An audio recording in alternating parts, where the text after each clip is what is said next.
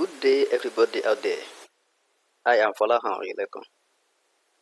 My teaching today is based on an African poem titled Leader of the Treasure Trove, written by Lade Wosomu. Let's listen to the analysis of the poem. This is the text of the poem titled Leader of the Treasure Trove by Lade Wosomu. But what can be worthy of our life? What dearer than the gems of your dreams?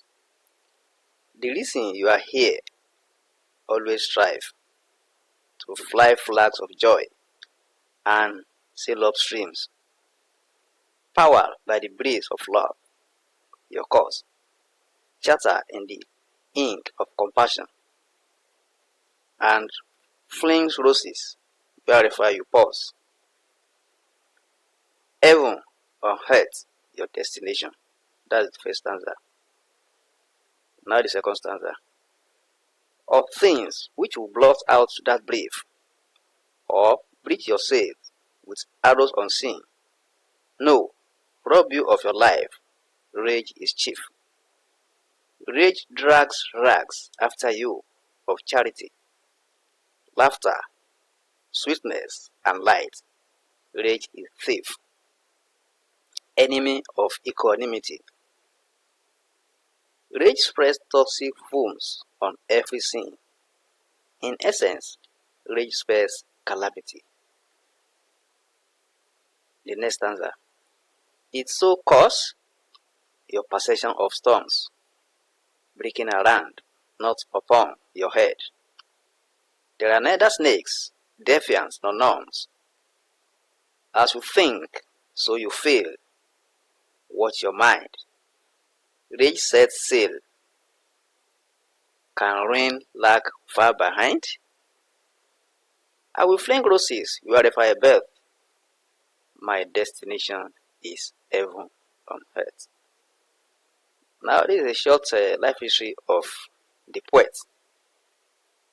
Lade Wosomu's birthday is estimated between 1914 and 1974. No specific date is given. He was born in Lolito, Ghana, and is a professor in surgery, a poet, an essayist, a columnist, and a philanthropist of high repute. He has more than 90 publications in scientific journals and has authored 8 books, including collections of poems. Now these are the identified difficult words in the poem that can help us in the understanding of the content of the poem. We have treasure trove. Treasure trove is a hidden treasure. Compassion, deep awareness of the suffering of others with the wish to relieve it. It means to have pity on somebody. Equanimity is the state of being calm, stable, and composed, especially under stress.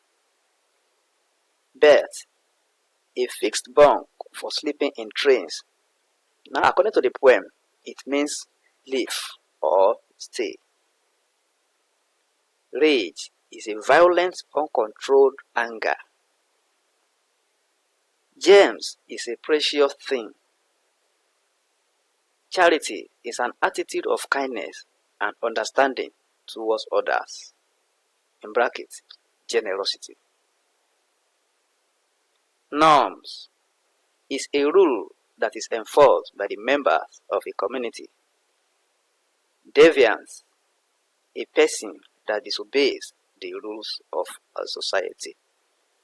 Now, the interpretation of the content of the poem. The first stanza opens with a rhetorical question, quotes and unquote. But what can be worthy of your life? Here, the poet is trying to explain to us the things that can make our lives worthwhile, meaningful, and significant.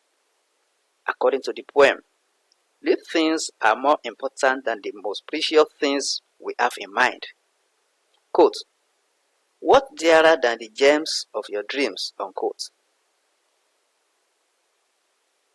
The poet explains further that it is the reason we are on earth. Wherever we are, we should endeavor to fly the flag of joy and spread love to the people around us. And as well as possible, have feelings for those in one problem or the other, with the intention to alleviate or solve their problems completely. We should also strive to extend the hands of friendship to the people around us, wherever we are. That means we should show love to the people around us. Wherever we are, we should always show love to the people. Quote, to fly flags of joy and sail up streams, powered by the bliss of love, your cause, chartered in the ink of compassion, and fling roses wherever you pause. As we know that rose is symbolic with love. So rose there is representing love. That if wherever we are, we should show love to the people. The poet concludes that if we are able to achieve this, we shall be living on the earth as if we are in heaven. Quote, heaven on earth, your destination, unquote. That is, if we are able to show love, we shall be living on earth as if we are in the heaven. In the second stanza, the poet identifies one major impediment to achieving those behaviors that could lead someone to heaven on earth. It can even rob someone of his or life. He identifies rage as the major thing that can debar achieving defeat. Rage is referred to as the reader of the treasure trove in the poem. That is, the title of the poem is Reader of the Treasure Trove. So rage is being referred to as the reader of the treasure trove. Treasure trove in this poem means a hidden treasure that we might achieve. But rage might not allow us to achieve this. Might debar us from achieving this. That is why the poem is titled Reader of the Treasure Trove. Quote, of things which will blot out that brave, or breach your sails from arrows unseen. No.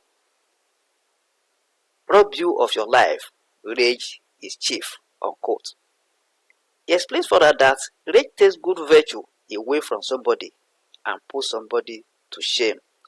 When the poet is saying rage is the chief, that is the main thing that can debar us from achieving this feat. Rage drags rags after you. That is quoted from the poem. It steals away the attitude of kindness and liveliness, and the person will be unstable and will not be able to compose himself, especially while under stress. It spreads bad omens everywhere and can be calamitous. In the third stanza, the poet pinpoints the main cause of rage, that is, what can easily push someone to uncontrolled violent anger.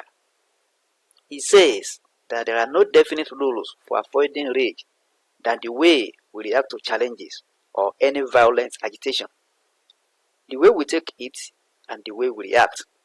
Quote, as you think, so you feel, unquote. He advises that we watch the way we react to something because rage can ruin and send someone backward. The poet is trying to explain here why people can be pushed to violent anger. That is, he is saying that it's the way we take things, the way we react to things can lead to rage. The last stanza expresses the mind of the poet on the topic. He says that he will show love and extend hands of friendship wherever he is. By doing this, his destination is heaven on earth. That is the poet. He is saying that wherever he is, he's going to show love to the people around him.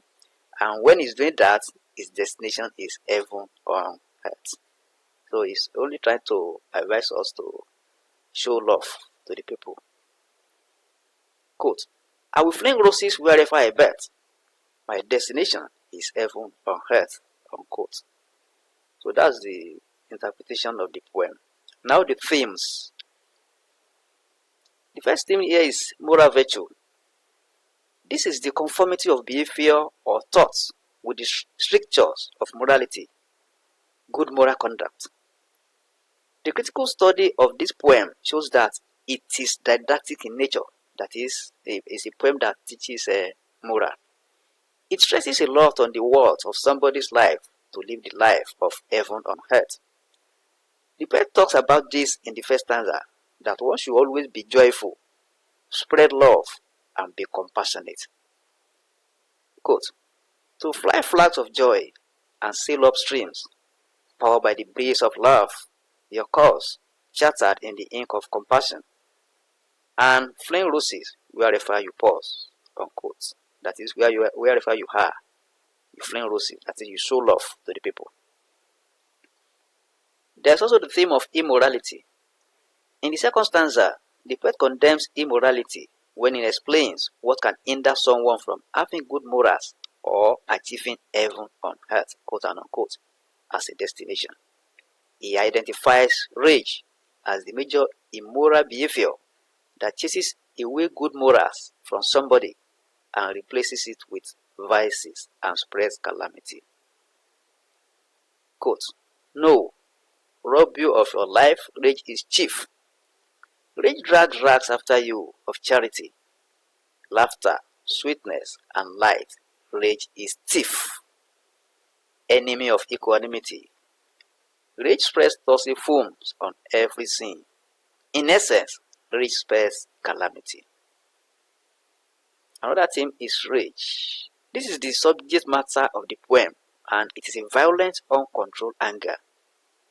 The poet describes it as the chief destroyer of human virtue, and also a thief that steals away good morals from somebody. It spreads bad omens in every scene and causes calamity. We also have the theme of thought. The poet identifies the main cause of rage in human beings in the third stanza. He identifies our thoughts as a major cause of rage in human beings. The way we think and respond to challenges or problems confronting us. The way we react to these challenges matter most because we feel the way we think. Quote, as you think, so you feel. So the poet is trying to tell us here that our thought is very important. That is the way we think over things, the way you receive things, the way we take things, the way we react to things matters. He advises that we should be mindful of the way we think in our minds whenever we have any challenge, so as not to allow rage in our lives. The next one is reward of virtue. Everything has its own reward, including rage that spells calamity. The reward of good behavior is also expressed in the poem in the first and the last stanza. He advises in the first stanza that people should always live in joy, spread love, and be compassionate, that at the end, heaven on earth is the person's destination. Also, in the last stanza, the poet chooses the path of virtue wherever he is and says that heaven on earth is his destination. Quote, I will fling roses wherever I bet, my destination is heaven on earth, unquote. Now, the poetic devices used in the poem. The first one is rhetorical question. This is an expression in form of a question and requires no answer. You can see this in lines 1, 3, 17, and 21. There's also the use of metaphor. The title of the poem is metaphorical, rage. The subject matter is referred to as the raider of the treasure trove. We can also see this in lines 11, 13, 14, 15, 17, and 22. Let's check it from the poem so that we not waste a lot of time here. We also have alliteration. It is a figure of sound. It is repetition of a consonant sound at the beginning of two or more words in a line of a poem. Alliteration is used in lines 1, 2, 4, 5, 9, 11, 12, 13, 15, 17, 19, 20, 21, and 22. We also have the use of assonance. This is the repetition of a vowel sound in the line of a poem, and it is used in lines 12 and 16. There is use of personification. This is giving the attributes of a living thing to non-living things. In line 16, rage spells calamity. The attributes of a living thing has been given to rage. Rage is personified throughout the poem if we study it critically. Rage is presented as performing some actions meant for living things or human beings. It is presented as having the ability to block men's road to a pleasurable life. So that's just the analysis of the poem. Now, you can visit my website, that is www.literatureop247.com. Again, www.literatureop247.com for my ebooks. Just click on that URL and it will take you to my website, and you then click on bookshop. The bookshop would now take you to this place. So just select any of the books that you need there and click on download. So you follow the instruction. So that is that. And if you are new on this channel, try and subscribe to the channel so that you have access to all my videos. Whenever I release them, you'll be notified. And you are free to share any of my videos on any social media platform, be it Facebook, Twitter, or any other platform. And try and invite your friends to join us here, as you have a lot to gain. All the poems are already on this channel. Thank you and God bless.